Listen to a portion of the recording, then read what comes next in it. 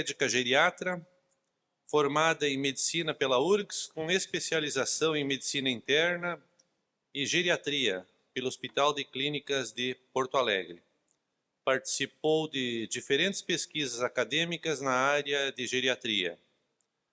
Atualmente, Cauana trabalha como geriatra em atendimento hospitalar e ambulatorial e está fazendo mestrado acadêmico na URGS. Boa manifestação, Cauana.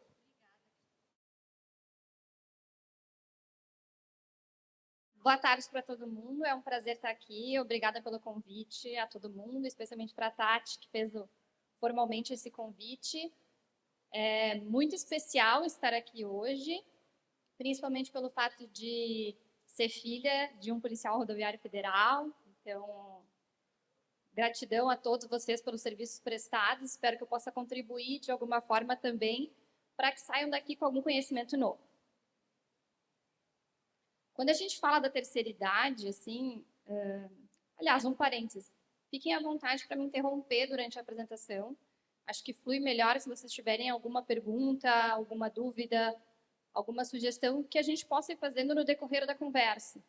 Eu preparei um material que é complementar.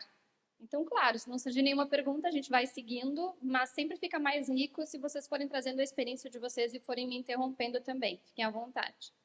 Tá? Então, a primeira coisa é a gente pensar o que é a terceira idade, né?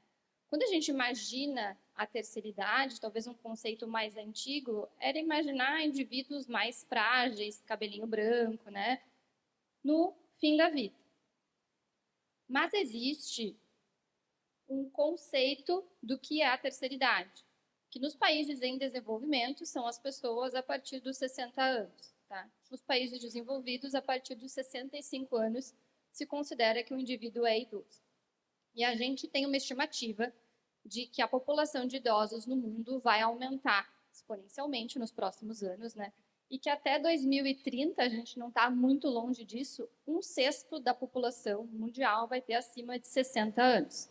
Com uma tendência de que cada vez esse número vai aumentando e a pirâmide etária, de alguma forma, vai se invertendo.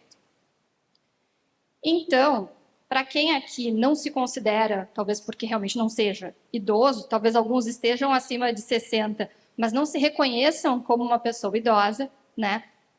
Mesmo quem não estiver acima dos 60, vocês certamente estão cercados de outras pessoas, seja no ambiente de trabalho, seja na família, e esse é o momento da vida para o qual todos nós queremos nos encaminhar, né? Para a terceira idade. Tá? Então, eu acho que o que eu vou trazer aqui é útil para todo mundo no geral, porque se a gente ainda não é idoso, a gente em algum momento esperamos chegar a ser, ou pessoas que a gente ama muito, tem muito contato, podem já ser idosos, né? Então, existe uma necessidade da gente definir o que é essa nova terceira idade. Uma vez que a população cada vez mais vem envelhecendo, o que vai passar a ser idoso, velho, como a gente quiser chamar, né, no futuro? E aí, existe um conceito na geriatria que é extremamente importante, tá? Que a idade, a partir do momento que alguém se torna idoso, a gente percebe que o mais importante do que olhar para o número da idade é olhar para a funcionalidade daquela pessoa, né? Como é que essa pessoa consegue exercer suas atividades mais básicas da vida diária, né? Isso passa na geriatria a ser muito mais importante do que a idade em si, o número. Então, a gente pode ter 3 homens de uma mesma idade e com uma condição física completamente diferente. E por que isso importa, né? Não tem como fazer geriatria sem considerar a funcionalidade, a capacidade física, a capacidade mental de cada indivíduo. Especialmente num cenário, por exemplo, como o da pandemia, que a gente viu uma mortalidade muito alta por uma doença nova, o que a gente viu? Que o mais importante para definir o risco de óbito pela Covid não era a idade em si, mas o quão robusto ou frágil era aquele indivíduo. Então, teve muito mais impacto a sua condição física, no momento que um paciente internava com Covid, teve muito mais impacto. Como é que era a condição física dele antes da internação do que a idade propriamente dita. E aí, vamos falar então sobre saúde mental. A proposta aqui é entrar na saúde mental com esse recorte da terceira idade, né? quais são as condições mais prevalentes que mais acometem a saúde mental na terceira idade, tá? A gente tem, talvez, 4 condições principais que merecem nossa atenção e que eu vou tentar focar aqui, tá? Depressão, extremamente prevalente, tá? Ansiedade, o declínio cognitivo e as demências, tá? E a gente sabe que na população acima dos 60 anos, tá? Estima-se que pelo menos 14% tenham algum desses 4 problemas de saúde mental. E na medida que as pessoas vão envelhecendo, vai aumentando a incidência destas doenças, tá? Vocês acho que falaram de manhã sobre suicídio, né? A gente tem estimativas de que pelo menos 27% dos suicídios são cometidos por pessoas na terceira idade. E talvez isso fuja um pouco do óbvio, do que a gente imagina, né, no imaginário de quem é a pessoa que acaba cometendo o suicídio, né? Mas é um número extremamente alto, tá? E, em geral, os idosos têm, digamos, mais êxito quando tentam cometer o suicídio, né? Utilizam de métodos, em geral, que são mais letais, né? Então, com certeza, falar de saúde mental na terceira idade é extremamente importante, né? A gente entende o impacto disso. Só que, diferente de lidar com pessoas mais jovens, seja adolescentes, adultos mais jovens, tá?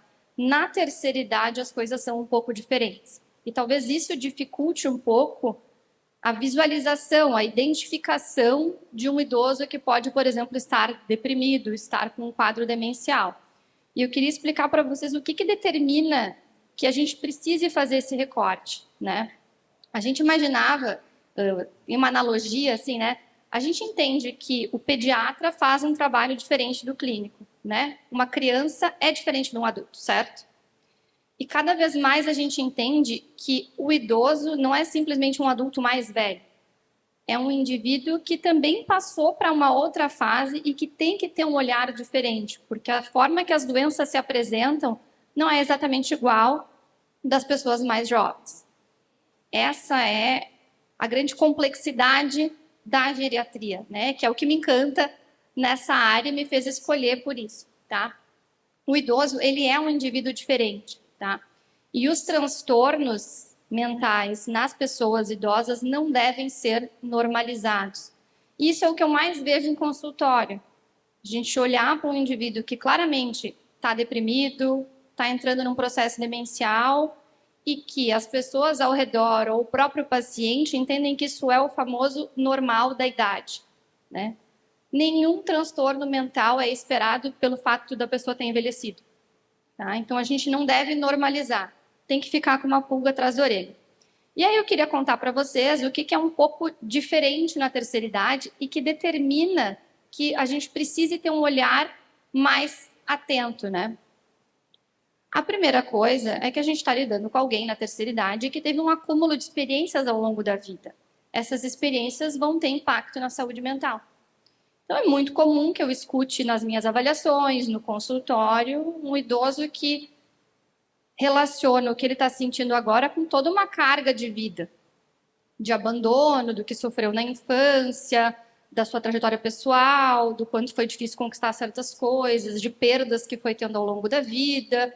Então, a história das pessoas ao longo da terceira idade é uma história muito rica, que tem muito detalhe, né? E que tem um acúmulo de experiências e de vivências que vão definir como ele pode reagir a determinadas situações, né? Mas também o porquê que ele se sente daquela forma naquele momento. Então, não tem como a gente fazer a avaliação de um paciente idoso sem ter tempo para escutar toda essa trajetória e como é que ele chegou até aqui, tá? Uma segunda condição que é extremamente importante para os idosos é o sentimento de solidão e o isolamento social. Então, é uma fase que, em geral, as pessoas ou já estão aposentadas ou estão se encaminhando para isso. As perdas de entes queridos vão se acumulando ao longo da vida, né? E, de alguma forma, essas pessoas vão ficando mais isoladas socialmente, né? Se antes, imagina, a gente, em geral, tem uma rotina, a maioria das pessoas, de trabalhar pelo menos 5 dias na semana. né? Aí varia de acordo com a profissão, tá? Imaginem alguém que não precisa mais sair de casa para trabalhar, né? Que vai sair talvez para fazer compras, para ir na padaria, para ir no mercado, que talvez não tenha muito vínculo social com outros grupos, né? Então, a solidão e o isolamento social é uma característica mais comum na terceira idade, que talvez quando a gente olhe para um jovem deprimido, não venha isso como uma possível causa, né? E, importantíssimo, o luto, né? Então, a gente normaliza a tristeza durante o processo de luto, né? Mas para algumas pessoas esse sentimento não passa. Imaginem que a gente está lidando com pessoas que às vezes perderam o seu companheiro, a sua companheira e que passaram 40, 50 anos. Quanto tempo leva para vivenciar esse luto, né? Então o luto também é uma condição muito frequente no adoecimento mental dos idosos. E aí, falando mais especificamente da solidão e do isolamento, tá? A gente sabe que pelo menos um quarto dos idosos, então 25% dos idosos convivem com essa condição de isolamento social, tá? E a solidão é uma percepção subjetiva, que é um reflexo, né, muitas vezes. Tem muitas pessoas que podem se sentir só, mesmo não estando, né, por isso que é algo subjetivo, tá? Mas o que a gente sabe pelos estudos é que, em geral, os pacientes que estão mais isolados socialmente têm maior risco de desenvolver abuso de álcool e drogas, cometer suicídio, desenvolvimento de problemas nutricionais, se tornarem sedentários, terem transtorno do sono, né, a insônia, tá? E, consequentemente, tudo isso leva a uma perda da funcionalidade. Além disso, na terceira idade, é mais comum que o fato de ter se aposentado e os custos de vida muitas vezes não diminuem, aumentam, né? Os custos em saúde, em geral, quanto mais a gente avança na idade, mais vão aumentando, tá? A perda da renda também traz um impacto para a saúde mental. Uma outra coisa que é muito comum é a questão da perda da sensação de utilidade com a aposentadoria, né? Então, eu, em geral, quando eu atendo alguém que está pensando em se aposentar, a minha orientação é tentar fazer uma coisa gradual e se preparar. O que tu vai fazer no momento que tu se aposentar? Porque simplesmente se aposentar e ficar em casa, para a maioria das pessoas, com o tempo surge o adoecimento mental em virtude disso, né? Porque a nossa identidade enquanto indivíduo muitas vezes está muito associada com a profissão que a gente exerce, né? Então, a aposentadoria também traz um impacto na saúde mental e o etarismo, né? Então, que é o preconceito com a pessoa a partir da idade, né? A gente acaba muitas vezes, a gente enquanto sociedade, né? Muitas vezes infantiliza o idoso ou enxerga o idoso como alguém menor, né? Talvez por não estar mais na sua vida produtiva, né? Então, as pessoas na terceira idade sofrem preconceito pela sua idade, muitas vezes, e essa sensação do olhar do outro para com esse indivíduo idoso, muitas vezes também causa o adoecimento. Além disso, quanto mais a gente envelhece, a tendência é que a gente acumule doenças crônicas, né? E o impacto dessas doenças crônicas na saúde mental é bem significativo, né? Então, eu encaro o impacto quando eu estou atendendo alguém, desde o momento de dar um diagnóstico, mesmo que não seja uma doença grave, naquele momento, né? Pensa assim, hipertensão, né? Uma doença que tem um tratamento que é simples, que a pessoa não vai sentir nada, mas é importante tratar. Bom, mas no momento que eu preciso começar a tomar um remédio, daqui a pouco se soma outro e um terceiro, né? Por mais que a pessoa não esteja com nenhuma limitação física por aquela doença, em geral isso fortalece a sensação de que o envelhecimento não é algo agradável para aquela pessoa, né? E muitas vezes vem associado ao adoecimento mental. Por outro lado, também, as próprias doenças, especialmente as que não estão controladas, podem causar limitações físicas, né? E isso também aumenta o risco de ficar ansioso ou deprimido, tá? Também os idosos costumam, em virtude disso, usar mais remédios, e isso traz um certo impacto para a saúde mental. E é muito comum, mas talvez subdiagnosticado, o transtorno por uso de álcool em idosos, né? Então, isso também é um fator que está associado à piora da saúde mental. E aí, para fechar com chave de ouro do que é diferente no idoso, a perda da capacidade física e da sua funcionalidade, né? A gente define que funcionalidade é a capacidade de executar tarefas. Coisas que eu imagino que para todos vocês aqui sejam muito básicas, senão provavelmente vocês nem estariam aqui hoje, do tipo ir ao banheiro com autonomia, levantar do assento onde vocês estão e conseguir se deslocar por esse ambiente, né? Uma vez servido o prato de comida, conseguir comer sozinho, tá? Tudo isso são atividades que a gente considera atividades básicas da vida diária, tá? Cada uma dessas atividades que uma pessoa não consegue fazer de maneira independente, tá? A gente considera que já tem um déficit de funcionalidade. Existem pessoas que têm um passo antes de perder essas capacidades, que são as atividades que a gente chama de instrumentais. Pagar conta, ir no mercado, fazer uma ligação. Em geral, essas são as que a gente perde primeiro, né? E na medida que o indivíduo idoso vai perdendo essas capacidades, maior o risco do desenvolvimento de transtorno de saúde mental, tá? Por outro lado, o que é muito comum, e talvez até para vocês que estão aqui gere mais identificação. Na medida que o idoso vai perdendo a sua funcionalidade, alguém precisa assumir isso. E para essa pessoa que assume esse cuidado, que vira de alguma forma o cuidador, o provedor, é muito demandante e desgastante. Então, a gente sabe que existe uma condição chamada estresse do cuidador. Tá? E nesses casos, a gente vai falar de um adoecimento de saúde mental na terceira idade, mas não necessariamente naquele idoso, mas no indivíduo que está precisando cuidar dele, né? E a gente não é educado, ensinado para isso, né? E essa sobrecarga também adoece, né? E muitas vezes é um idoso cuidando do outro, né? Então, tu tem o estresse do cuidador, não no indivíduo jovem cuidando dos pais, mas muitas vezes do companheiro, né? Então, são fatores mais característicos, né? De alguma forma, isso está muito mais presente na terceira idade. Mas temos também aspectos positivos, né? A velhice não é cercada só de coisas negativas, né? Que talvez seja a forma que a gente identifica, né? Mas tem aspectos que são muito positivos e que favorecem a saúde mental na terceira idade, tá? Um deles é a resiliência, né? A capacidade de resistir e de persistir diante de adversidades, né? Isso é uma característica mais comum na terceira idade. Então, em geral, pelas vivências que a gente vai acumulando ao longo da vida e o aumento da experiência, os idosos costumam ter mais resiliência e isso é um aspecto positivo para lidar com a saúde mental.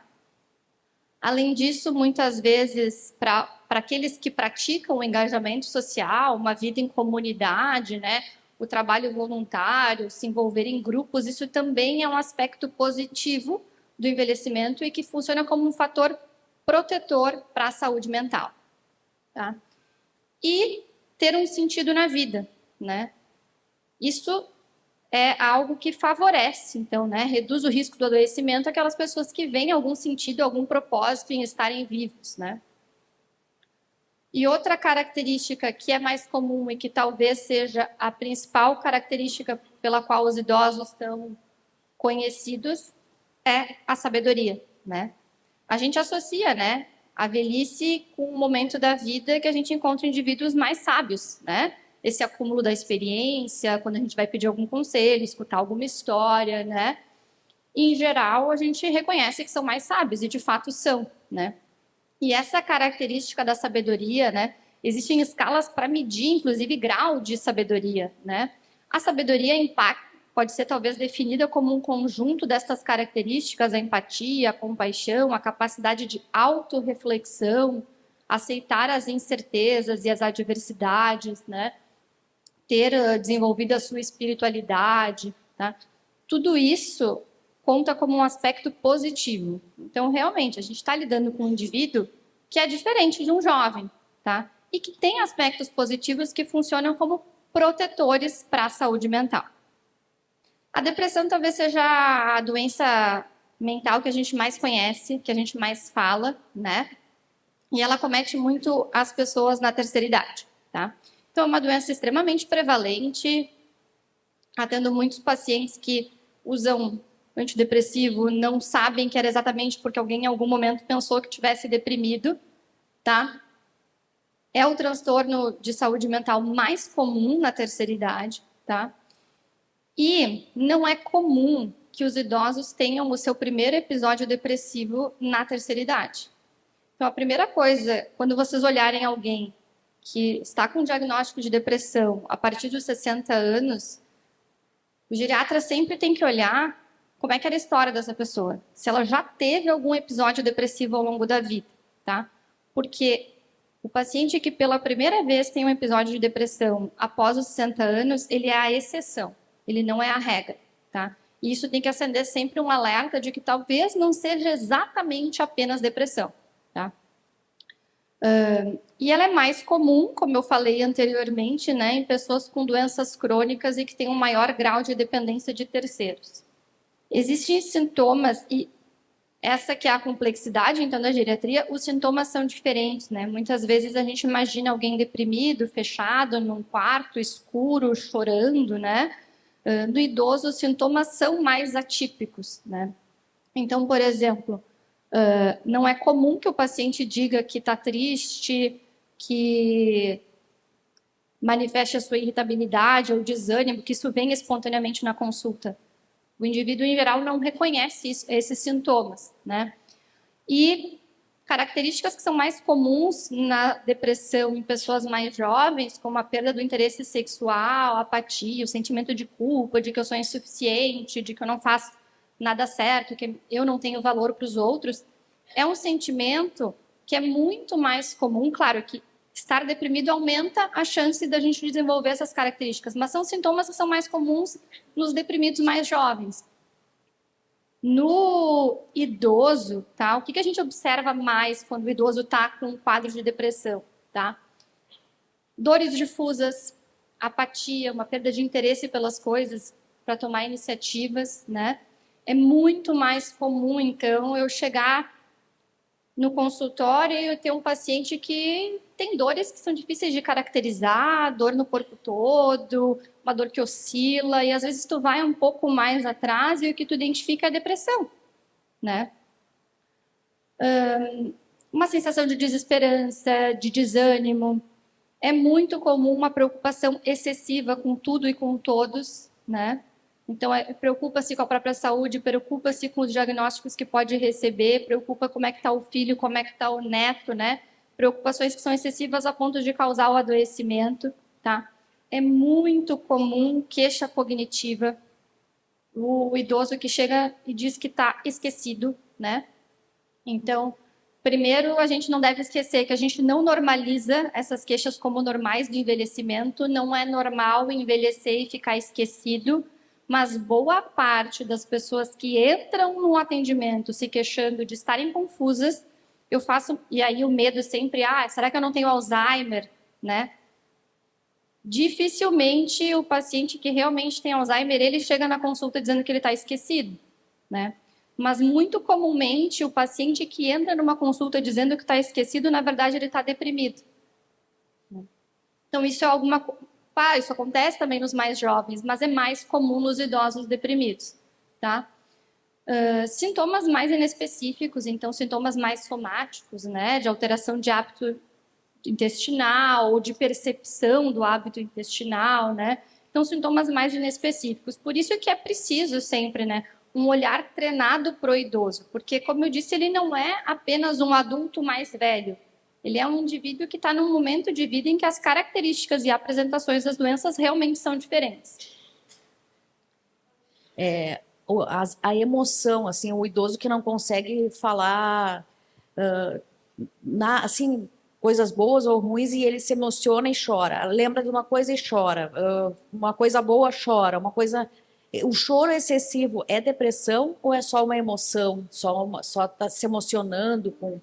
Porque eu te pergunto assim, que eu constato, né, familiar meu, não necessariamente uma situação triste, mas às vezes o contar alguma coisa do passado chora, ou uma coisa positiva chora, né, discorrer lágrimas. Então essa uma dúvida, não sei se é depressão ou se é emoção ou se é que vai envelhecendo e vai ficando mais frágil, com menos capacidade de segurar o choro. Mais sensível, exatamente. Perfeito. Pode, o humor mais lábil, que a gente chama, às vezes, né, essa oscilação do para cima e do para baixo nas emoções, né, com oscilações mais frequentes ou mais intensas, pode ser atribuído à depressão? Pode. Mas não quer dizer que porque tem esse humor que seja isso, né? Muitas vezes é algum paciente que já tem um declínio cognitivo, que está com um quadro demencial e que se apresenta muito mais como sintoma de humor, que não é uma coisa intuitiva para quem está observando aquilo, né? Mas tem que sempre ser avaliado. Mas a primeira coisa que eu sempre me pergunto quando vem alguma queixa é o quanto isso está incomodando aquele indivíduo, né? Porque pode ser que a própria pessoa diga assim, olha, a vida inteira eu segurei as minhas emoções. E agora eu cheguei no momento da vida que eu entendi que eu não preciso mais fazer isso. E tá tudo bem. Talvez para aquela pessoa essa capacidade de demonstrar as emoções seja algo libertador. Ou talvez não. Talvez tu tá lidando com alguém que diga, olha, eu queria conseguir controlar um pouco mais, mas eu sinto que eu estou muito sensível. E isso me faz mal, isso me faz sofrer. Então, sempre quando tem alguma queixa, e na terceira idade é muito comum que as pessoas não busquem os atendimentos sozinhas, né? Cada vez mais a consulta muitas vezes é motivada pelo familiar que identificou determinada situação, né? Mas eu não posso esquecer quem é que é o paciente de fato. Então eu sempre tento olhar para a pessoa e observar. Isso te incomoda? Isso te faz sofrer, né? E em geral a gente tenta colocar isso como um dosador, assim, calibrar a nossa percepção para a gente também não tornar tudo patológico, né? Então alguém que está passando, sei lá, por uma experiência de luto, como que a pessoa não vai sofrer, né? Então é esperado que sofra, porque a gente tem que entender o quanto talvez está isso causando um prejuízo para aquela pessoa e quanto aquilo está aceitável e precisa talvez mais de acolhimento do que de um diagnóstico específico. Respondi tua pergunta. E aí eu queria entrar talvez em algo que provavelmente é um diferencial em relação às falas anteriores, porque eu imagino que foi mais focado realmente, né, durante a manhã de depressão, né, suicídio, quando a gente fala de saúde mental, mas na terceira idade a gente não pode deixar de falar de demência, tá? Demência é uma doença cada vez mais comum e cada vez a gente vai ver mais, tá? A gente tem uma estimativa no nosso país de 8,5% dos idosos, da população idosa, tendo demência, tá? Isso é 2,5 milhões de pessoas, isso só vai aumentar, tá? Demências são doenças neurodegenerativas, elas não têm cura, tá? Então, são doenças que, uma vez feito o diagnóstico, é considerado uma doença crônica, tá? E a gente atrasa muito dos diagnósticos das demências por normalizar como algo normal do envelhecimento. Isso é porque, né? Ou o que as pessoas falam popularmente de demência senil, que é uma coisa que não existe, né? O envelhecimento não deveria ser acompanhado de um declínio da cognição. Então, como eu falei, não é normal da idade. Talvez aqui esteja um pouquinho embaçado para a gente ler, mas eu vou explicar para vocês o que é essa imagem, tá? Existe uma correlação entre depressão e demência. Então, ter depressão ao longo da vida aumenta o risco de que junto do envelhecimento venha a demência.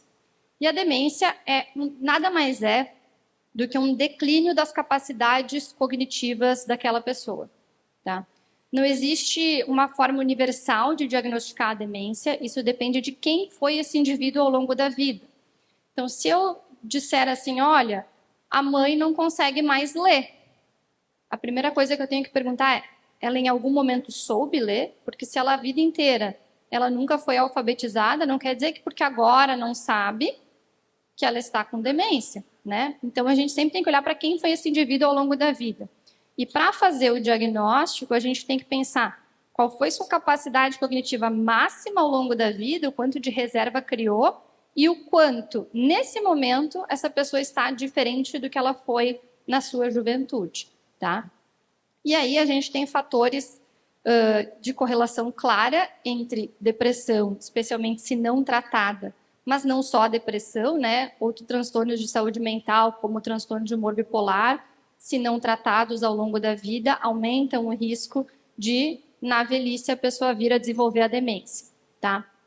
Demência não é uma doença única, tá?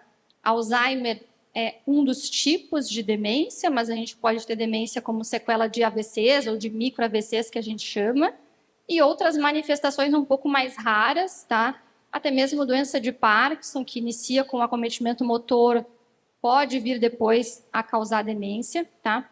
O que a gente sabe, que cada vez é mais discutido a nível de saúde pública, é como é que a gente previne os quadros futuros de demência, tá? E aí, para cada etapa da vida, tem algo que a gente possa fazer para reduzir esse risco.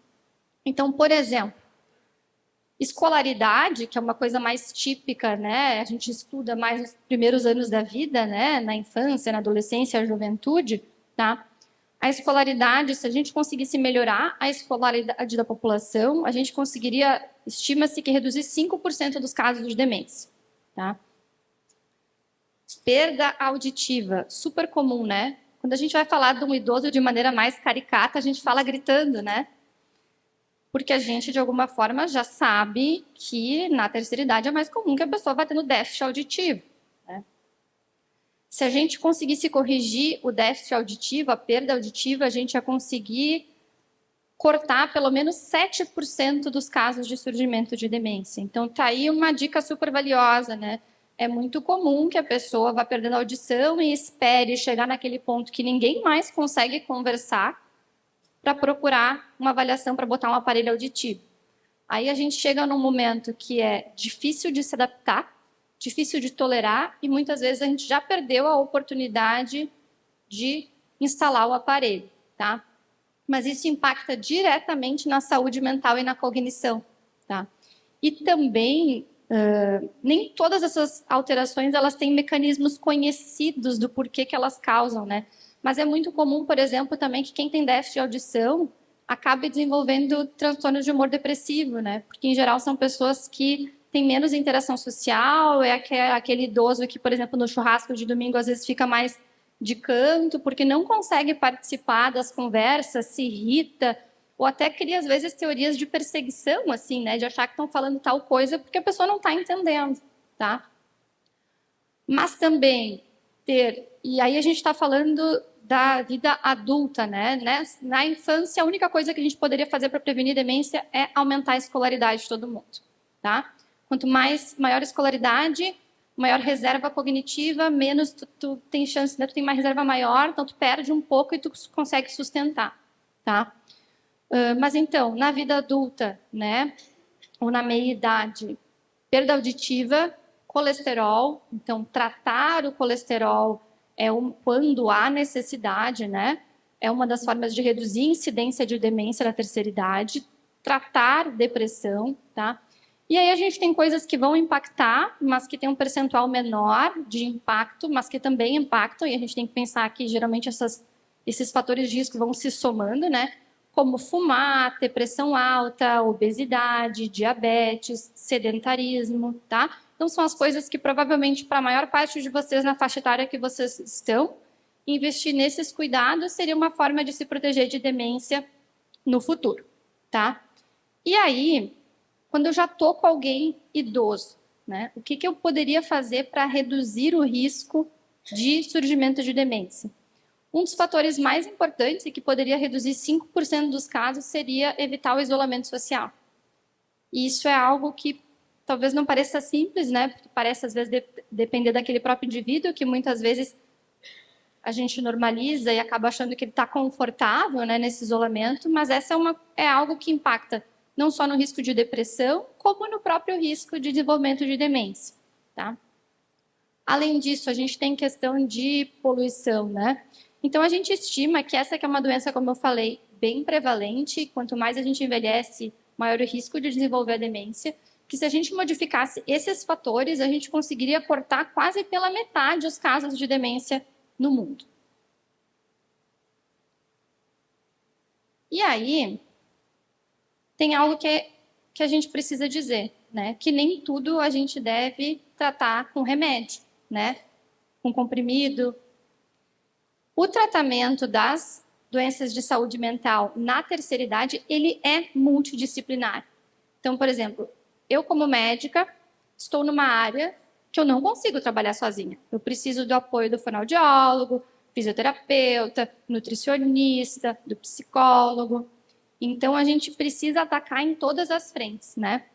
Se a gente pegar um idoso que claramente está deprimido por estar isolado de outros indivíduos, do convívio com outras pessoas, como é que eu vou achar que é dar um antidepressivo que vai resolver? Se tem uma causa muito clara, né, para aquela pessoa do porquê que ela está deprimida.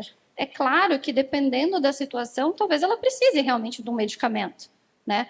Mas a gente não pode pensar só nisso, só no remédio, porque tem muitas outras coisas que talvez sejam mais eficazes para a melhora da saúde mental do que a terapia farmacológica. Tá? Então, o que a gente pode fazer enquanto sociedade, enquanto grupo, né, para cuidar da saúde mental a partir dos 60 anos? A primeira coisa, e talvez seja algo que não dê para deixar para pensar quando chegar na terceira idade, é a questão financeira, né, que claramente tem um impacto na saúde mental dos idosos. Tá? Só que talvez isso exija algum planejamento ao longo da vida, né? Mas é algo que está nas recomendações de como melhorar a saúde mental dos idosos. Tá? Então, talvez a gente precise, quanto mais jovem, se preparar para como vai ser o nosso sustento e a nossa condição quando a gente envelhecer. E outra coisa que a gente pode fazer, tá? Vamos passar. É dar suporte para os idosos e para os seus cuidadores, né? Então, muitas vezes, a gente deve, né, colocar o indivíduo ali como o centro do nosso cuidado, né? Mas muitas vezes a pessoa está sendo bem cuidada, mas quem está cuidando dela está adoecendo. Então, vocês provavelmente conhecem pessoas que talvez a principal demanda na vida delas atualmente seja cuidar de um terceiro, de um idoso, né? Como é que a gente, enquanto grupo, consegue oferecer suporte para essas pessoas? Porque essas pessoas também precisam estar bem para seguir cuidando. E muitas vezes é tu criar um dia, bom, se é a minha tia que cuida da avó, né? Será que um dia na semana eu não consigo assumir esse cuidado da avó para a tia ter um tempo para ela? Porque a gente às vezes tira a identidade daquela pessoa e tudo que ela faz é cuidar do terceiro, né? E isso certamente é a chave do sucesso para o adoecimento mental e o estresse do cuidador. Tá? Então, como é que a gente consegue dar suporte tanto para o indivíduo quanto para quem está cuidando dele?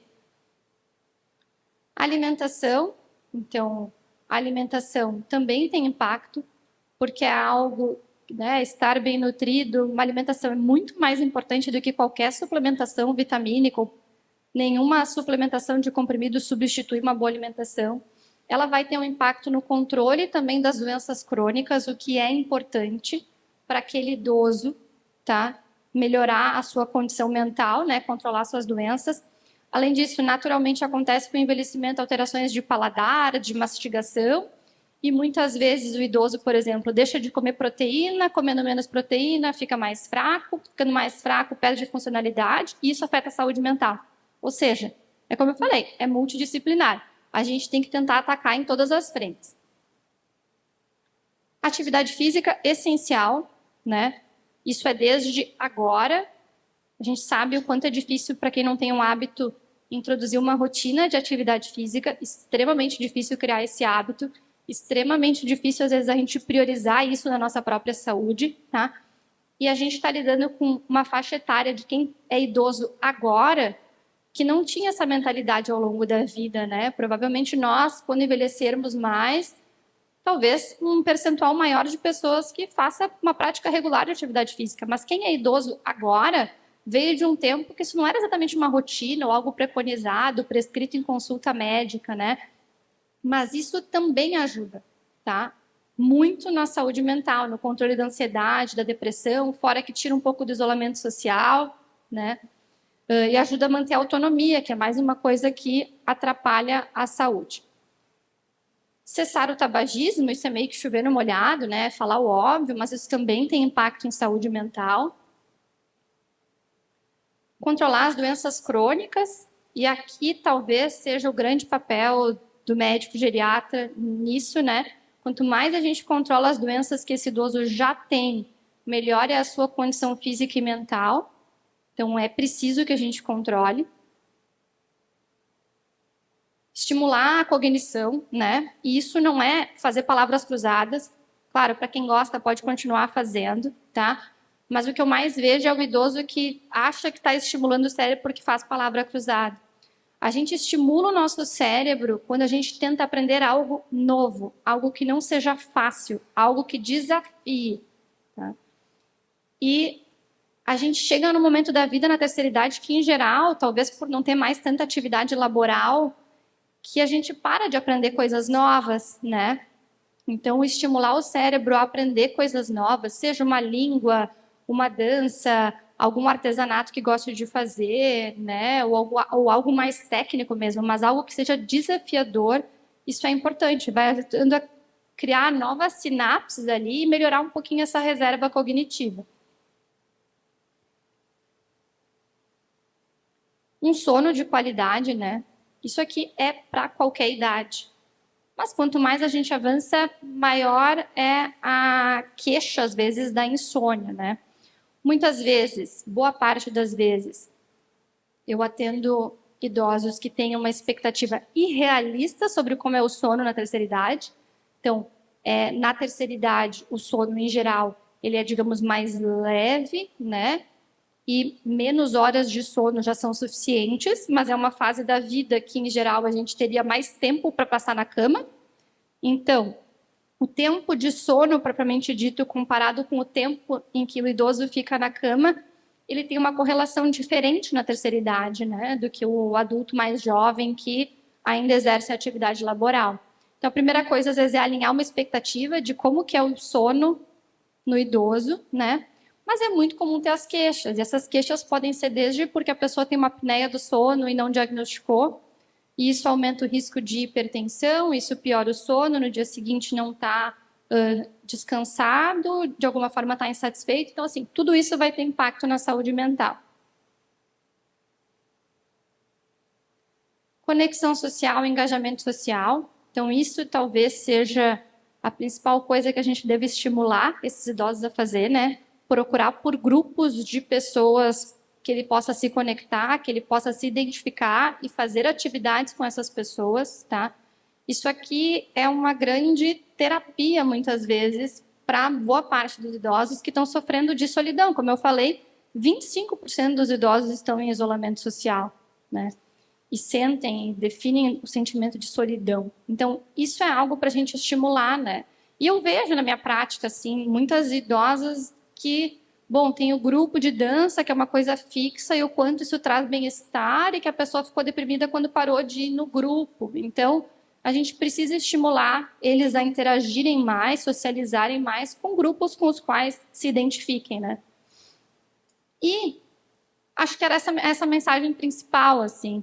A gente tem um público que é diferente. Opa! Tudo bem, eu queria te fazer uma pergunta quanto à relação à higiene do sono do idoso, porque dizem que o idoso precisa de menos horas de sono que um adulto normal de 40 anos, tá? Mas pelo que eu acompanho na minha vida pessoal, a minha idosa, ela dorme nos horários errados e muito pouco. Então ela acaba tendo um dia não tão produtivo. Como é que funciona isso? Como é que a gente pode ajeitar isso? Ótimo, que bom que tu me deu a oportunidade de entrar um pouquinho mais nesse assunto. É uma queixa muito comum, queixa de insônia, tá? E aí a primeira coisa que a gente vai perguntar é como é que tá esse sono, né? Que hora que deita, que hora que dorme, se tira cochilo durante o dia, se levanta, né? Se levanta muitas vezes para fazer xixi, isso é extremamente comum no idoso, né? Então, eu desperto porque eu preciso ir ao banheiro e depois não pego no sono. Então tem muito mais coisa por detrás de uma noite mal dormida, tá? E o que a gente sabe é, geralmente quando o idoso vem com essa queixa, ele quer saber qual é o remédio que eu vou dar para ele, né? Como se existisse uma pílula mágica para regular o sono. Existem medicamentos que são sedativos, então qualquer pessoa que tomar, provavelmente na dose adequada para aquela pessoa, vai acabar dormindo, né? Mas esses medicamentos que têm efeito sedativo, eles pioram a cognição. Eles aumentam o risco de queda, eles aumentam o risco de dependência, de incontinência. Então, eles não são medicamentos recomendados, tá? E disso eu estou falando Rivotril, Zolpidem, Clonazepam, Lorazepam, Bromazepam, todos esses PAM, tá? E aí, isso vale tanto para o jovem quanto para o idoso. A higiene do sono, né? A coisa de evitar ter estímulo visual até perto de dormir, evitar bebidas que possam ter efeito estimulante, do tipo chá verde, chimarrão, café, né? Quem não está conseguindo dormir bem durante a noite, aí isso é muito individual, porque depende de que hora que a pessoa está dormindo, né? E para cada pessoa pode ter um determinado horário. O que a gente vai fazendo na prática vai até o início da tarde, depois evita, mas isso é muito, depende de cada pessoa, tá? E uma coisa extremamente importante, né? Quem está com dificuldade de dormir durante a noite vai ter sono talvez durante o dia, mas aquela pessoa que tira vários cochilos durante o dia, como que vai dormir de noite, né?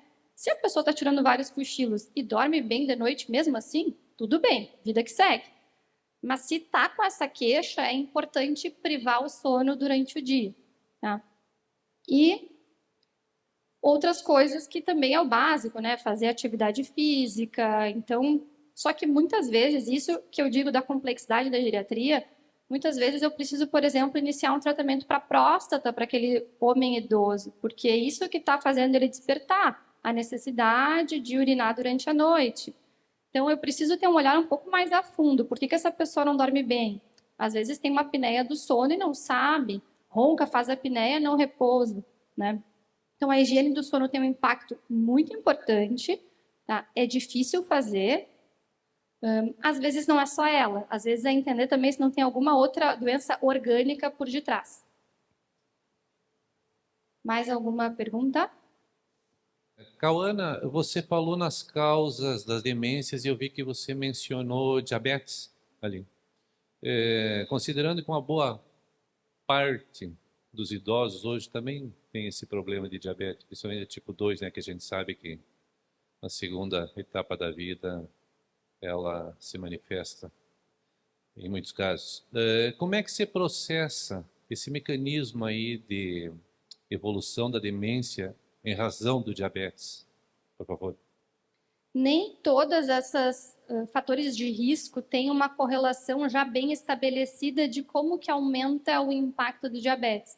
Mas a gente chega nesses percentuais do que a gente poderia evitar se a gente evitasse aquele fator de risco por estudos epidemiológicos mesmo, né? Comparando a população que tem e que não tem, tem essa prevalência a mais de demência em quem tem. Mas as hipóteses principais em relação ao diabetes é pela carga de doença cardiovascular associada ao diabetes. Então, não é ter o diabetes em si, mas o quanto ele não foi controlado, e essa é a principal questão. Eu imagino sempre, né, a pessoa tem uma doença, vai querer controlar e tem um objetivo claro, né? O diabetes é uma doença que a gente tem que controlar pelo risco que ela aumenta de outras coisas ruins acontecerem, né? Não é para a pessoa se sentir melhor naquele momento, porque em geral a pessoa está com a glicose elevada e se não tiver muito elevada nem está sentindo nada. Mas a gente sabe que ter um diabetes não controlado aumenta o risco de infarto, de AVC, né? E de alterações no funcionamento cerebral que podem vir a culminar na demência. Mas o que a gente deveria fazer então se eu tenho diabetes? Controlar a doença. Por isso que eu coloquei ali que controlar as doenças crônicas é importante para a saúde mental. Mas não existe esse mecanismo único bem esclarecido.